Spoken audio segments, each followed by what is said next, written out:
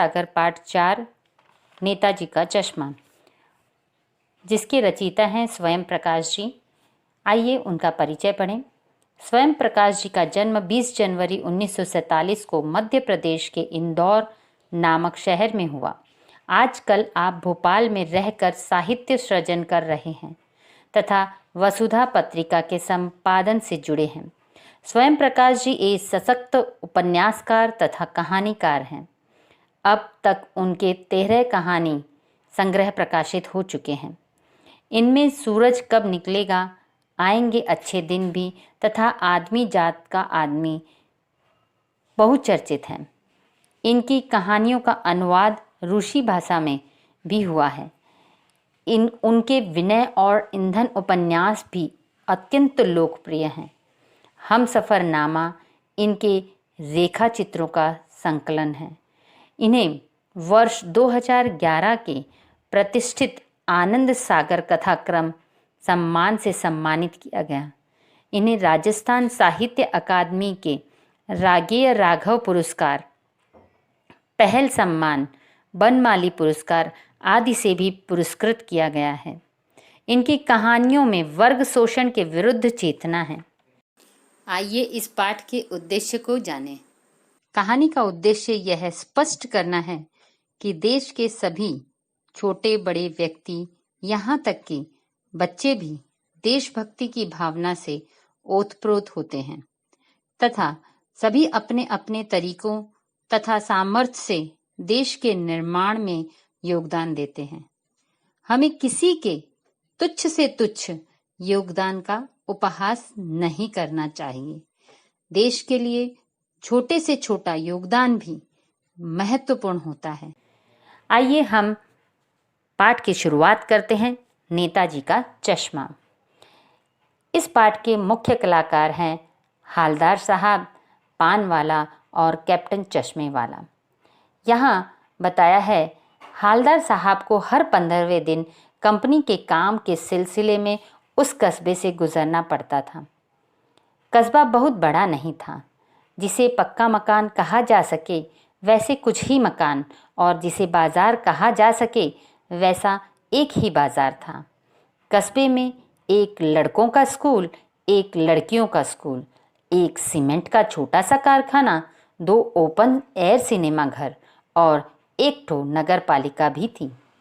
यहाँ पर हम देखते हैं कि हालदार साहब जो हैं वह हर 15 दिन के बाद जब अपनी कंपनी के काम से जाते तो इस कस्बे के से गुजरते थे। और यहाँ उस कस्बे की विशेषता बताई गई है कि कस्बा बहुत बड़ा नहीं था। वहाँ पर कुछ एक पक्के मकान थे, साथ ही साथ एक छोटा सा बाज़ार था। यहाँ कहने को तो वैसे छोटा ही था, लेकिन यहाँ पर एक लड़कों का स्कूल था और एक लड़कियों का स्कूल था। एक छोटा सा सीमेंट का कारखाना भी था और 2 ओपन एयर सिनेमा घर थे और एक ठो नगर पालिका भी थी। अब आइए नगर पालिका के बारे में जाने। वहाँ की नगर पालिका थी तो कुछ न कुछ करती भी रहती थी। कभी कोई सड़क पक्की करवा दी, कभी कुछ पेशाब घर बनवा दिए, कभी कबूतरों की छतरी बनवा दी, तो कभी कवि सम्मेलन करवा दिया।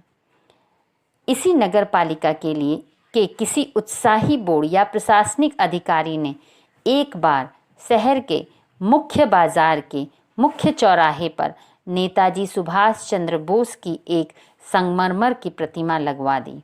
यह कहानी उसी प्रतिमा के बारे में है, बल्कि उसके भी एक छोटे से हिस्से के बारे में है।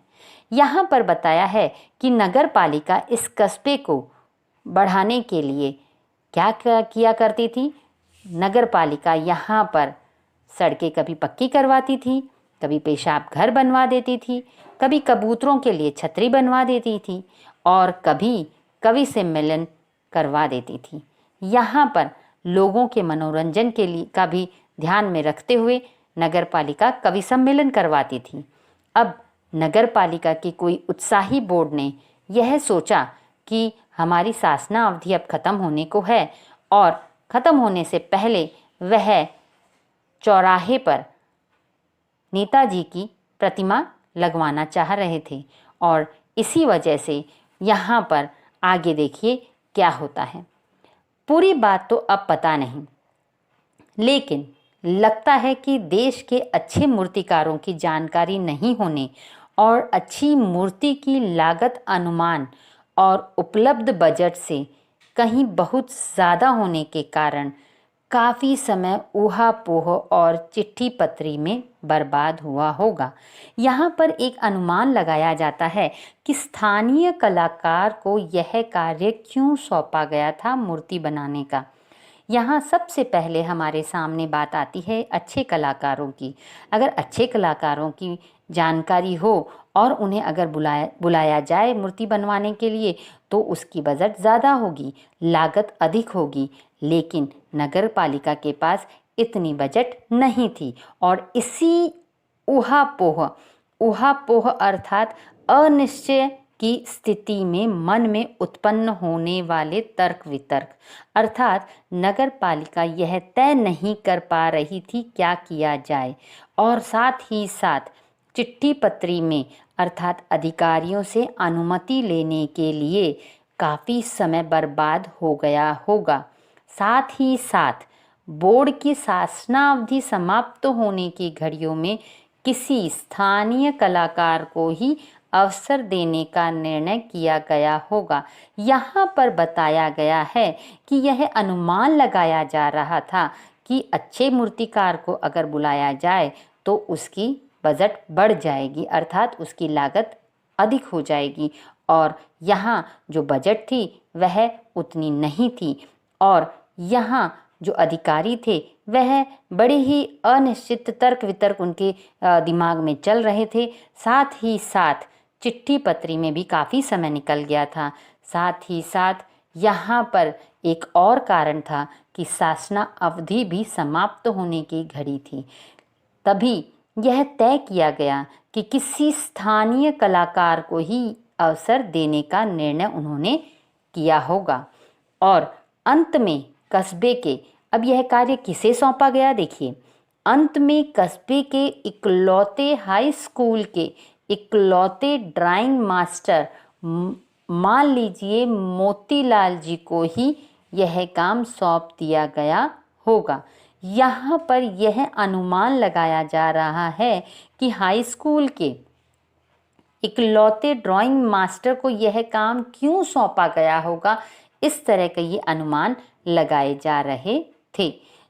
जो महीने भर में हालांकि वह भी बड़े उत्सुकता के साथ उन्होंने विश्वास दिला दिया था कि वह महीने भर में मूर्ति बनाकर पटक देने का विश्वास उन्होंने दिला रहे थे अर्थात उन्होंने विश्वास दिला दिया था। और जैसा कि कहा जा चुका है मूर्ति संगमरमर की थी। अब यहाँ पर हम मूर्ति की विशेषता के बारे में जानेंगे कि मूर्ति कैसी थी। आइए देखें।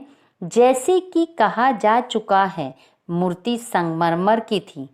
टोपी की नोक से कोट के दूसरे बटन तक कोई 2 फुट ऊंची, जिसे कहते हैं बस्ट, और सुंदर। नेताजी सुंदर लग रहे थे, कुछ मासूम और कमसिन, फौजी वर्दी में। मूर्ति को देखते ही दिल्ली चलो और तुम मुझे खून दो वगैरह याद आने लगते थे। अर्थात यहाँ पर मूर्ति की इस तरह से बनावट थी और जब मूर्ति को देखते थे तो इस तरह की उसकी विशेषता हमारे समक्ष प्रस्तुत होती थी और मूर्ति को देखते ही मन में कैसे भाव उठते कि हमें वो नेताजी के नारे याद आने लगते, विस्मृत होने लगते। इस दृष्टि से यह सफल और सराहनीय प्रयास था। अगर यहाँ उस कार्य के बारे में सोचा जाए तो अंत में निष्कर्ष में यही पहुँचते हैं कि यह बहुत सफल और सराहनीय प्रयास था। केवल एक चीज़ की इसमें कसर थी। यहाँ जो प्रयास किया गया था उसमें सिर्फ और सिर्फ एक चीज़ की कसर थी। वो क्या थी देखिए, जो देखते ही खटकती थी। नेताजी की आंखों पर चश्मा नहीं था। क्या नहीं था? चश्मा नहीं था। यानी चश्मा तो था लेकिन संगमरमर का नहीं था। यानी जिस पत्थर से, संगमरमर के पत्थर से मूर्ति बनाई गई थी, उस मूर्ति पर वो चश्मा नहीं बनाया गया था संगमरमर का, उस मूर्ति पर कैसा चश्मा था? एक सामान्य और सचमुच के चश्मे का चौड़ा काला फ्रेम मूर्ति को पहना दिया गया था। हालदार साहब जब पहली बार इस कस्बे से गुजरे और चौराहे पर पान खाने रुके, तभी उन्होंने इसे लक्षित किया।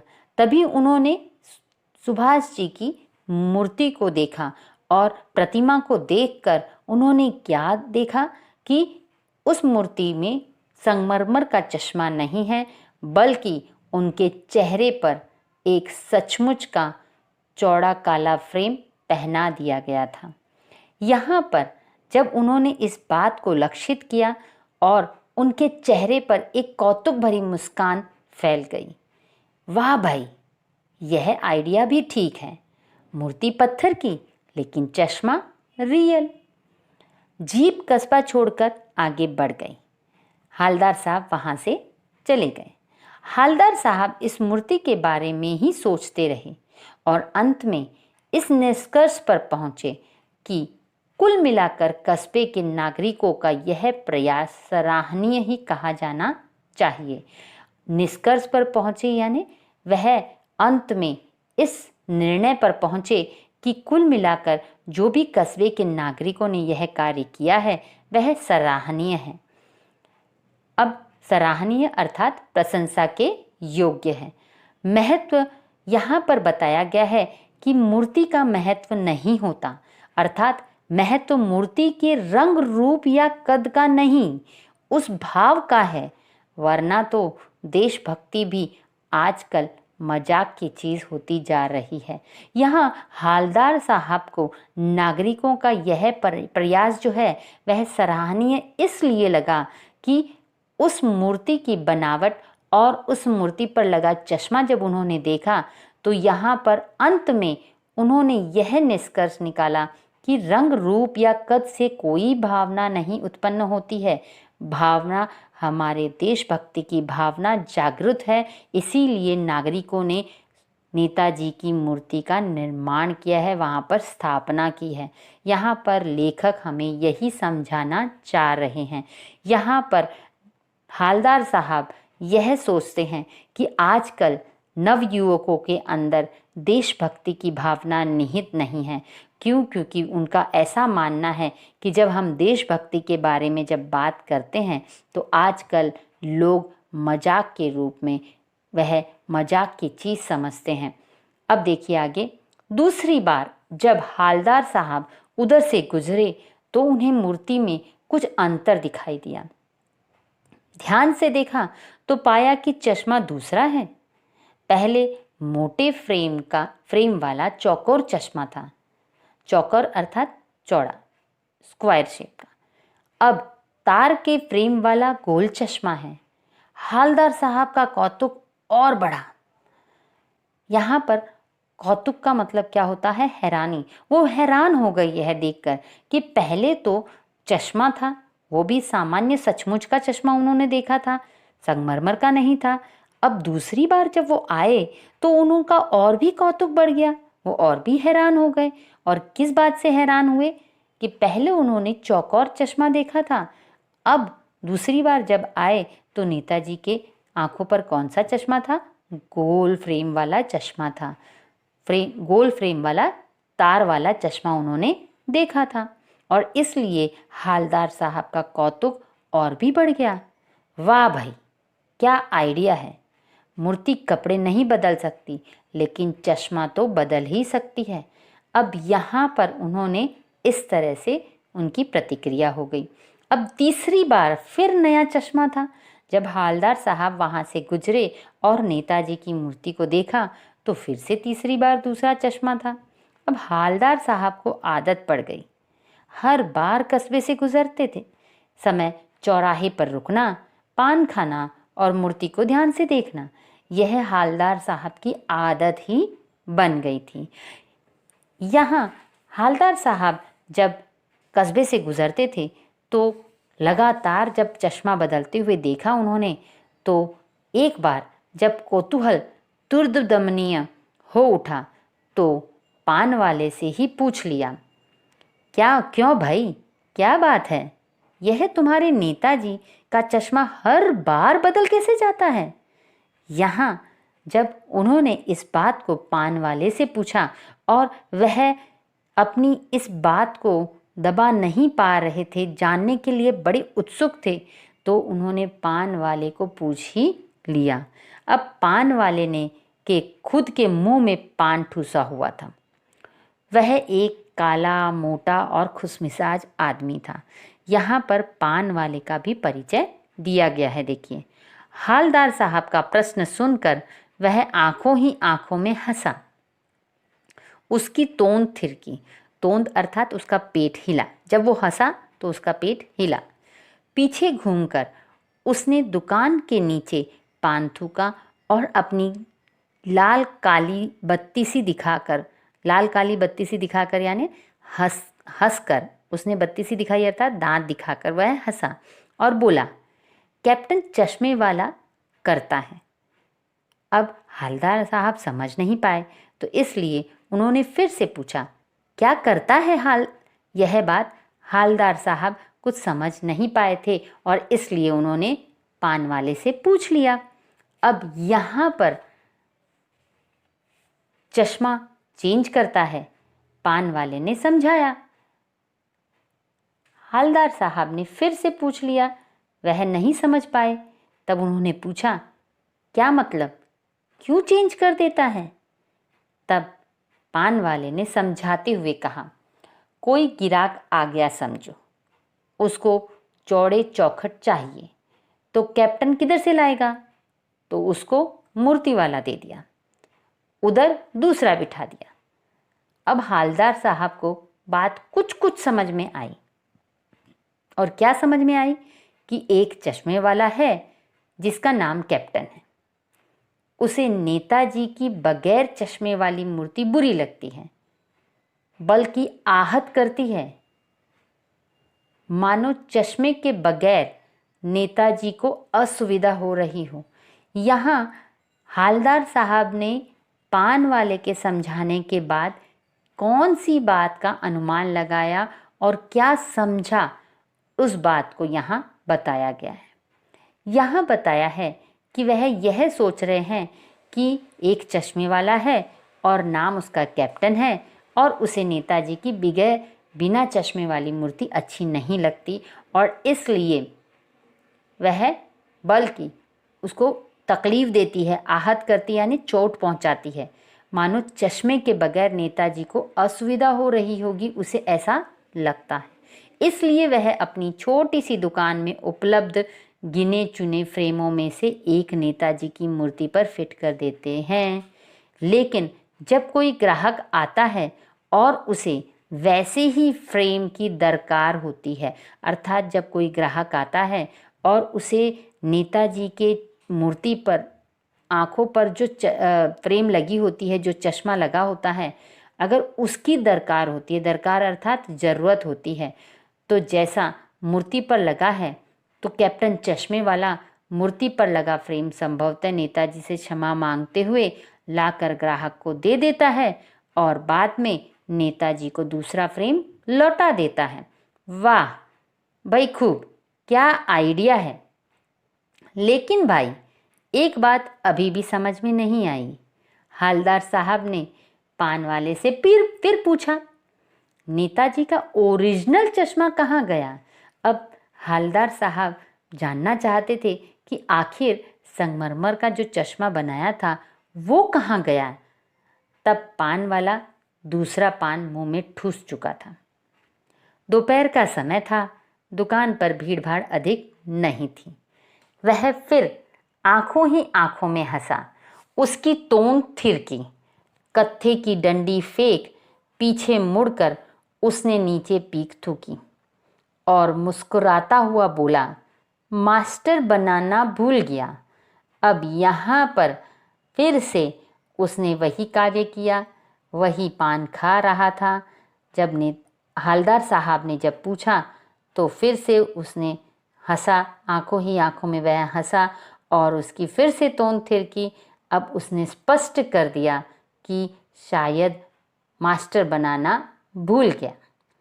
अब पान वाले के लिए यह एक मज़ेदार बात थी। क्यों? क्योंकि पान वाले में देशभक्ति की भावना निहित नहीं थी, लेकिन हालदार साहब के लिए चकित और द्रवित करने वाली बात थी यह। अर्थात वो बहुत ही चकित हो गए, साथ ही साथ द्रवित अर्थात दुखी भी होने वाली बात थी। उन्हें अच्छा नहीं लगा। पान वाले की बात उन्हें उनके हृदय को आघात पहुंचा रही थी। यानी वह ठीक ही सोच रहे थे। मूर्ति के नीचे लिखा मूर्तिकार मास्टर मोतीलाल वाकई कस्बे का अध्यापक था। वाकई में यह असल मूर्तिकार तो नहीं था, वह एक ड्राइंग मास्टर था, लेकिन फिर भी उसने जो बनाया था मूर्ति, उसके नीचे उसने अपना नाम लिख दिया था और हालदार सर समझ गए थे कि वह एक अध्यापक था। बेचारे ने महीने भर में मूर्ति बनाकर पटक देने का वादा कर दिया होगा, बना भी ली होगी। यहाँ पर यह फिर से अनुमान लगा रहे हैं हालदार साहब कि वहाँ पर मूर्ति पर मास्टर चश्मा बनाना क्यों भूल गया होगा, ऐसा हालदार साहब सोच रहे हैं, अनुमान लगा रहे हैं। अब देखिए यहाँ पर क्या अनुमान उन्होंने लगाया है। बेचारे ने महीने भर में मूर्ति बनाकर पटक देने का वादा कर दिया होगा, बना भी ली होगी, लेकिन पत्थर में पारदर्शी चश्मा कैसे बनाया जाए, कांच वाला, यह तय नहीं कर पाया होगा, या कोशिश की होगी और असफल रहा होगा, या बनाते बनाते कुछ और बारीकी के चक्कर में चश्मा टूट गया होगा, या पत्थर का चश्मा अलग से बनाकर फिट किया होगा और वह निकल गया होगा। अब ये सारी बातें वो सोचते सोचते समझ नहीं पाते और कहते हैं उफ। अब देखिए आगे क्या होता है। हालदार साहब को यह सब कुछ बड़ा विचित्र और कौतुक भरा लग रहा था। उन्हें वो बहुत ही अलग लग रहा था, अनोखा लग रहा था और साथ ही साथ हैरान करने वाली बात लग रही थी। इन्हीं ख्यालों में खोए खोए पान के पैसे चुकाकर चश्मे वाले की देशभक्ति के समक्ष नतमस्तक होते हुए वह जीप की तरफ चले। फिर रुके, पीछे मुड़े और पान वाले के पास जाकर पूछा। हालांकि इतनी बात जानने के बावजूद भी वह अपने आप को संतोष नहीं दे पा रहे थे और वह संतुष्ट नहीं हो पा रहे थे, और इसलिए वह पान वाले के पास फिर जा पहुँचे और क्या पूछा देखिए। क्या कैप्टन चश्मे वाला नेताजी का साथी है या आज़ाद हिंद फौज का भूतपूर्व सिपाही? यहाँ वह जानना चाहते थे कि कैप्टन वाला जो है वह नेताजी का साथी है क्या। नेताजी का अर्थात सुभाष चंद्र बोस जी का कोई साथी है या आज़ाद हिंद फौज का कोई भूतपूर्व सिपाही, क्योंकि पान वाले ने कैप्टन कहा था तो उन्होंने ऐसा अनुमान लगाया और वो जानना चाहते थे कि आखिर ये कैप्टन कौन है। यहाँ पान वाला नया पान खा रहा था। पान पकड़े अपने हाथ को मुंह से 1.5 इंच दूर रोककर उसने हालदार साहब को ध्यान से देखा, फिर अपनी लाल काली बत्ती सी दिखाई और मुस्कुरा कर बोला, नहीं साहब, वो लंगड़ा क्या जाएगा फौज में, पागल है पागल। वो देखो वो आ रहा है, आप उसी से बात कर लो, फोटो वोटो छपवा दो उसका कहीं। हालदार साहब को पान वाले द्वारा एक देशभक्त का इस तरह मजाक उड़ाया जाना अच्छा नहीं लगा। जिस तरह से पान वाला कैप्टन चश्मे वाले का मजाक उड़ा रहा था, हालदार साहब को वह अच्छा नहीं लगा। इस बात से यह साबित होता है कि हालदार साहब भी एक देशभक्त थे। यहाँ पर मुड़कर देखा तो अवाक रह गए। एक बेहद बूढ़ा मरियल सा लंगड़ा आदमी, सिर पर गांधी टोपी और आँखों पर काला चश्मा लगाए, एक हाथ में एक छोटी सी संदूकची और दूसरे हाथ में एक बांस पर टंगे बहुत से चश्मे लिए और अभी अभी एक गली से निकला था। यहाँ पर हालदार साहब ने जब मुड़कर देखा तो क्या देखते हैं कि एक लंगड़ा आदमी है जिसने गांधी टोपी पहनी है और काला चश्मा पहना हुआ है। साथ ही साथ एक उसके हाथ में छोटी सी संदूकची है और दूसरे हाथ में बांस पर टंगे हुए कुछ चश्मे हैं। वह लिए हुए वह गली से निकला था और यह जो बताया है मैंने वह कैप्टन चश्मे वाले का परिचय कहलाता है। साथ ही साथ यहाँ पर क्या बताया है देखिए, तो इस बेचारे की दुकान भी नहीं, फेरी लगाता है। हालदार साहब चक्कर में पड़ गए। पूछना चाहते थे इसे कैप्टन क्यों कहते हैं, क्या यही इसका वास्तविक नाम है, लेकिन पान वाले ने साफ बता दिया था कि अब वह इस बारे में और बात करने को तैयार नहीं। ड्राइवर भी बेचैन हो रहा था, काम भी था। हालदार साहब जीप में बैठकर चले गए। हालांकि हालदार साहब यह जानना चाहते थे कि इसे कैप्टन क्यों कहते हैं, क्या इसका वास्तविक नाम है, लेकिन पान वाले ने पहले ही कह दिया था कि वह उत्तर आगे बात नहीं करेगा, बात करने को वो तैयार नहीं था। दूसरा, यहाँ पर हालदार साहब को भी बहुत काम था तो वो वहाँ से रवाना हो गए। अब 2 साल तक लगातार हालदार साहब अपने काम के सिलसिले में उस कस्बे से गुजरते रहे और नेताजी की मूर्ति के बदलते हुए चश्मों को देखते रहे।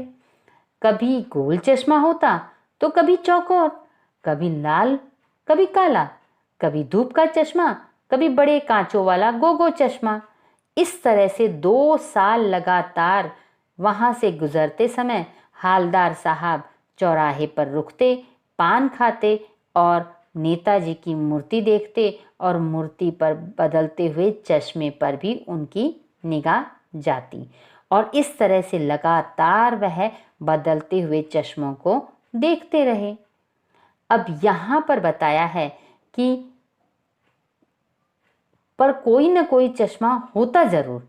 उस धूल भरी यात्रा में हालदार साहब को कौतुक अर्थात हैरान करने वाली और प्रफुल्लता के कुछ क्षण देने के लिए हैरानी भी होती और प्रफुल्लता यह होती कि कैप्टन चश्मे वाला एक देशभक्त है और वह नेताजी की बिना चश्मे वाली मूर्ति नहीं देख सकता और जब वह उन्हें चश्मा पहने देखते तो उन्हें इसी बात की प्रफुल्लता भी होती और यह जो कुछ क्षण जो प्रफुल्लता जो खुशी उन्हें मिलती कुछ क्षण के लिए वह उन्हें बहुत ही अच्छा एहसास देती। यहाँ पर बताया है फिर एक बार ऐसा हुआ कि मूर्ति के चेहरे पर कोई भी कैसा भी चश्मा नहीं था। उस दिन पान की दुकान भी बंद थी। चौराहे की अधिकांश दुकानें बंद थीं। अगली बार भी मूर्ति की आंखों पर चश्मा नहीं था। अब जब हालदार साहब वहीं वैसे ही अपनी कंपनी के काम से एक बार गए, वहां से गुजरे तो उन्होंने देखा कि इस बार नेताजी की आंखों पर चश्मा नहीं था। अब वहां पर उन्होंने देखा कि दुकान भी बंद थी पान वाले की। अब वहां से वो आगे निकल गए। अगली बार जब फिर से गुजरे, 15 दिन के बाद फिर वह वहां से गुजरे तो उन्होंने फिर से मूर्ति की ओर देखा और मूर्ति की आंखों पर इस बार भी चश्मा नहीं था। हालदार साहब ने पान खाया और धीरे से पान वाले से पूछा, क्यों भाई, क्या बात है, आज तुम्हारे नेताजी की आंखों पर चश्मा नहीं?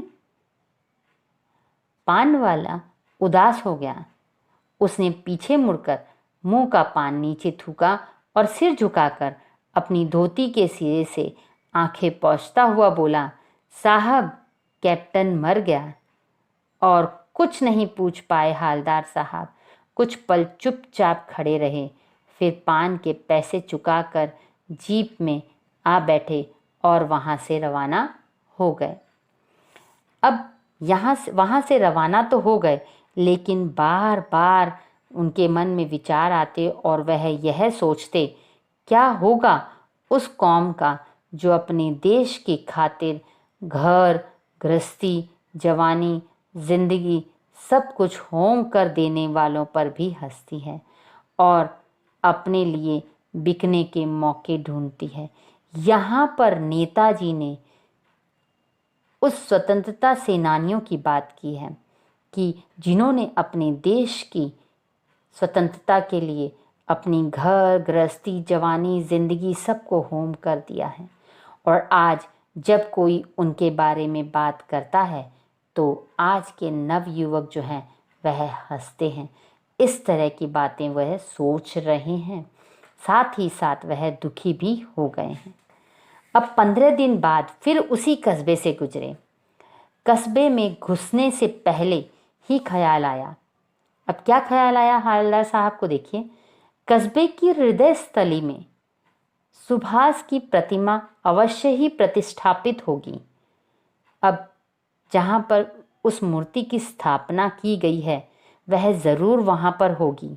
जैसे ही वह कस्बे के अंदर आए तो उनके मन में विचार आया कि वह मूर्ति तो वहीं प्रतिष्ठापित होगी, वहीं पर स्थापित होगी, लेकिन सुभाष की आँखों पर चश्मा नहीं होगा, क्योंकि मास्टर बनाना भूल गया और कैप्टन मर गया।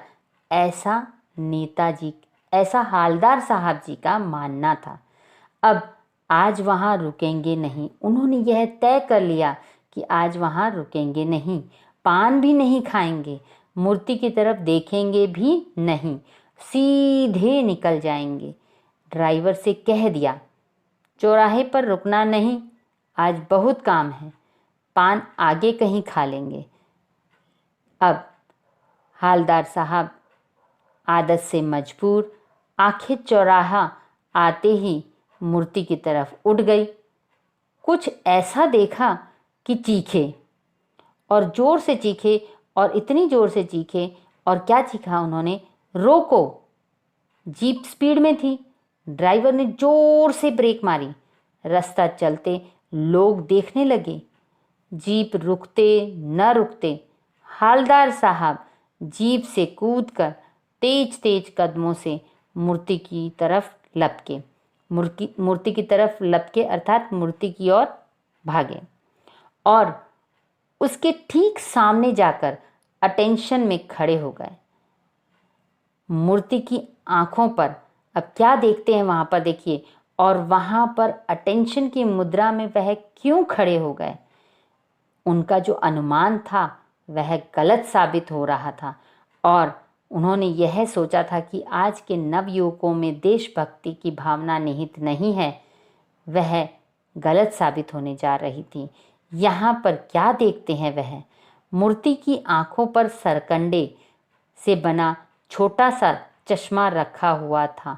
यहाँ सरकंडे का अर्थ होता है सरप्त नामक एक पौधे का नाम है यह, और उस पौधे की डंडी अर्थात सरपत जो नाम है, उस पौधे की जो डंडी है उससे बच्चे खेल खेल में चश्मा बना लेते हैं। और वैसा ही बनाकर किसी ने नेताजी की आँखों पर वह चश्मा पहना रखा था और इस बात को देखकर यहाँ पर हवलदार साहब जो थे वह बहुत भावुक हो गए और इतनी सी बातों में उनकी इतनी सी छोटी सी बात थी कि बच्चों ने सरकंडे का चश्मा बनाकर नेताजी की मूर्ति को पहना दिया था और इतनी सी बात पर उनकी आंखें भर आई थी। अर्थात यहाँ पर लेखक इस बात को दोहराना चाहते हैं कि बच्चे ही भले क्यों ना हो, लेकिन यहाँ पर उनके अंदर देशभक्ति की भावना निहित है और इसी वजह से उन्होंने यहाँ पर बताया है कि बच्चों ने जब देखा कि नेताजी की मूर्ति जो है वह बिना चश्मे की है और उनकी मूर्ति पर चश्मा नहीं है तो वह उनको अच्छी नहीं लगी और इसलिए सरकंडे से जिस तरह से बच्चे खेल खेल में बना लेते हैं चश्मा, वैसा ही खेल खेल में उन्होंने उस चश्मे को बनाकर नेताजी की मूर्ति पर लगा दिया था। अर्थात आज भी बच्चों में देशभक्ति की भावना निहित है। इस वीडियो को लाइक करें और सब्सक्राइब करें। इस वीडियो के सभी पृष्ठ डिस्क्रिप्शन बॉक्स में उपलब्ध हैं। धन्यवाद।